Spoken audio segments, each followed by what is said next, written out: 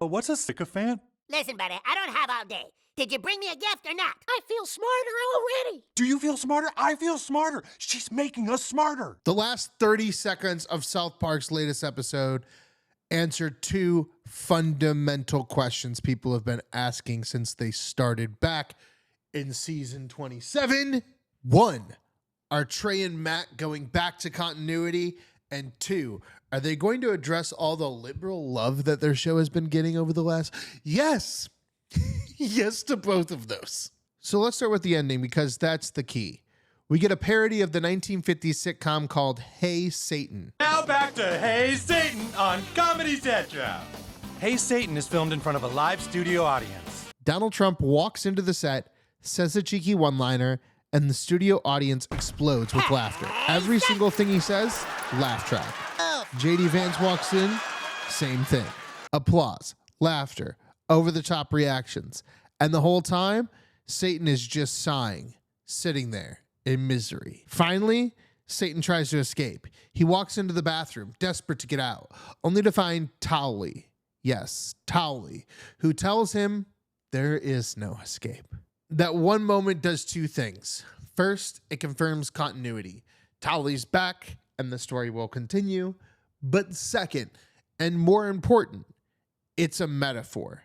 South Park is saying every Trump joke, every cheap applause line, every liberal cheer, it's its own laugh track. And they're stuck in it. They're prisoners of the audience reaction. I want to get out of here.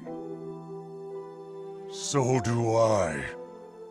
But there is no escape from this place. This is Trey Parker and Matt Stone essentially telling the audience, your laughter is the problem. Sometimes it's heckling. Sometimes it's your overt, weird, creepy Karen laughter. Now let's rewind and look at the core of the episode. We start at Randy's weed farm, Integrity Farms. He's got Mexican workers picking the plants. Suddenly, he loses them all. This is Integrity Farms, and we produce what some call the best weed in the world. And now, it can be delivered straight to your door. Instead of dealing with the reality of why, he trivializes it. We just need a Mexican. We just need to get a Mexican. He's panicked, like the farm can't exist without this one Mexican. And all we need is me, you, ChatGPT, and one Mexican. That's the satire.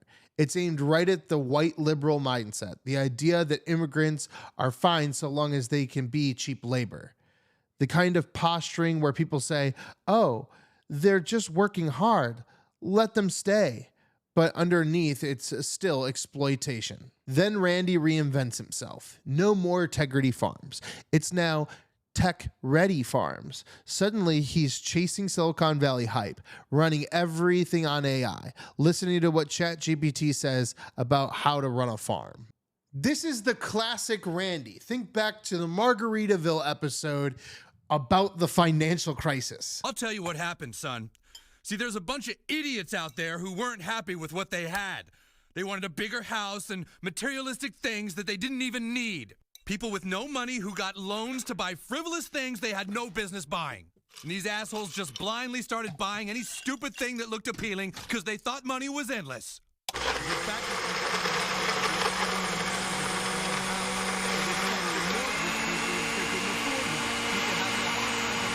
Meaning less money coming in. And the idiots couldn't see that by doing all this frivolous spending, they were mocking the economy.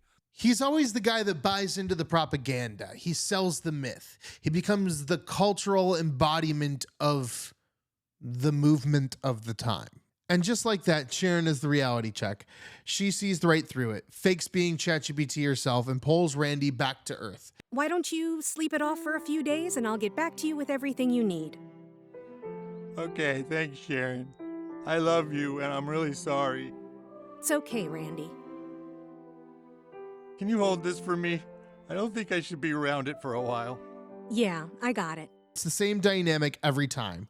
Randy chases the cultural scam, Sharon pulls him back. Here's the bigger punch, though. This episode wasn't about immigration. It wasn't about Trump.